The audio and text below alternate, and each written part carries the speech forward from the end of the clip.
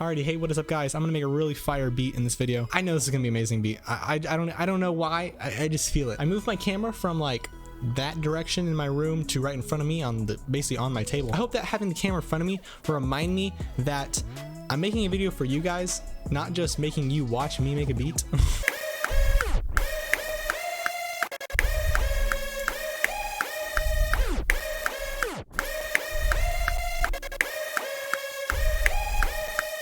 What I'm thinking about doing here is I'm just going to make this really textural. It's not going to be necessarily like my main sound, but I'm just going to try to make it textural so I can subdue it in the background and then have the rest of the beat around it.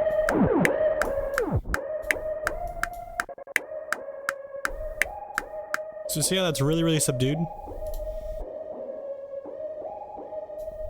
Alright, now let's look for some pad chords.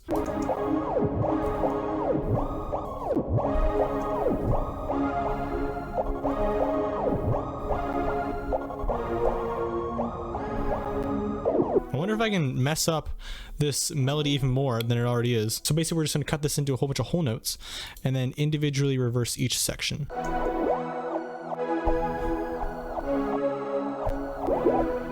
Some of them are a bit weird, so let's just make them not weird. How about that?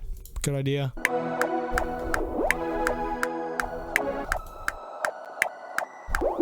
Like, that's a really weird melody that I think will totally work on this kind of beat.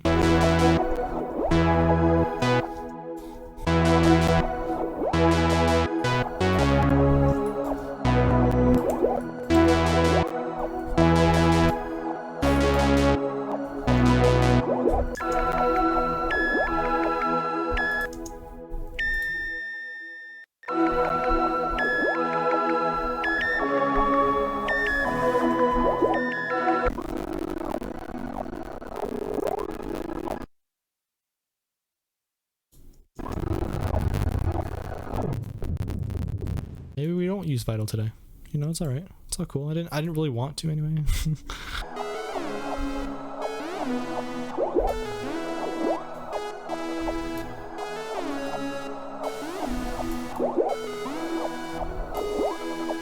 Ooh.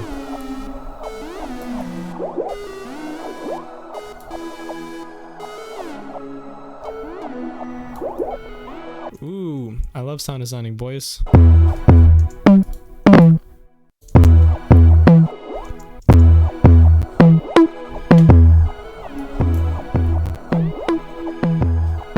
Actually, let's use some gliding 808s. Up an octave and then place a note.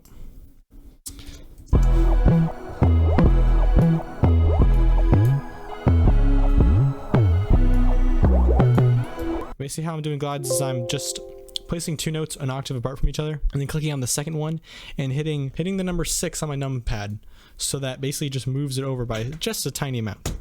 And then that's how you glide.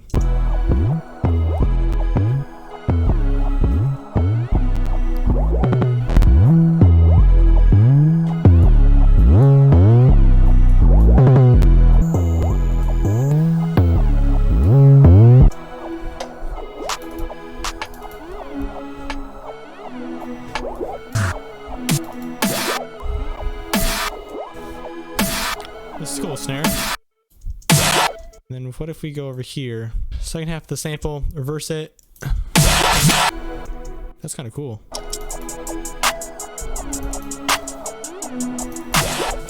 Alright, so I muted that original melody I made, and I thought it kind of sounded cool, but like it just takes up so much space in the mix. So I'm just gonna mute that for now, and we'll see if I bring that in for an intro or something like that.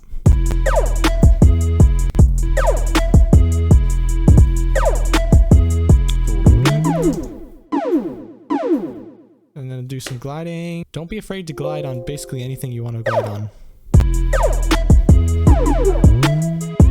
Chop this into 8th notes. Pitch one up, pitch each up a little bit.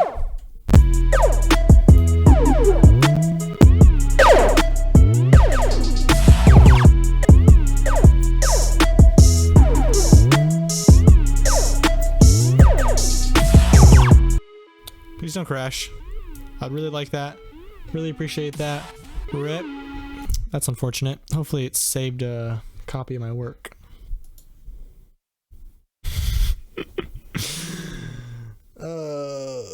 All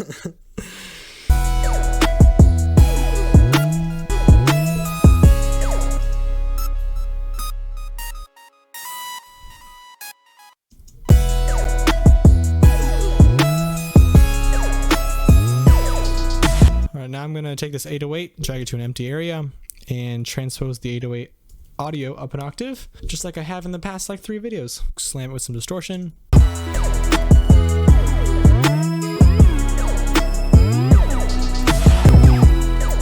So with these kind of beats, what I've been doing a lot recently is playing like the main melody sample for only 2 measures at the very start of the intro. And then as soon as that hits the end of the 2 measures, then I bring in like a totally different sound that is super subdued. Something like that. It's kind of cool.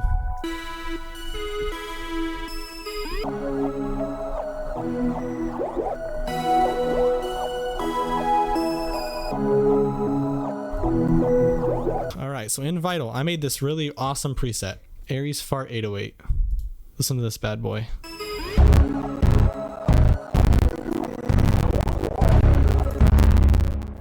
Chill, bro. Let's freeze that so we can actually hear what it sounds like. The thing I'm gonna do to make this bass stereo is I'm going to copy it to an empty audio track, copy it again to another empty audio track, mute the original, and then I'm just gonna zoom in here, check out the waveform so we don't have any phasing issues, turn off snap to grid, and move it so that the dips in the trough things match up. This one goes up and goes down, goes up and goes down. So make sure that your up and downs are equal to each other.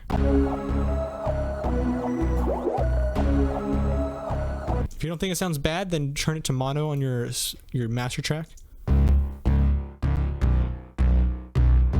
It's not great. It's alright. See, it's super stereo in the mono, or in the stereo version. Chill, bro.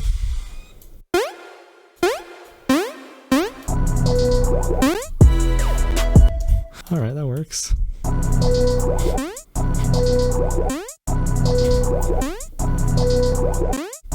Sheesh. Yeah, why don't I just add the sheesh sound effect in there?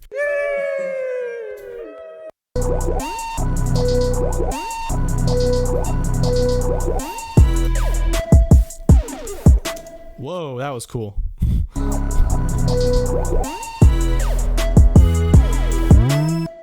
What happens if I transpose this thing up an octave? Is that... Ooh! That's fire.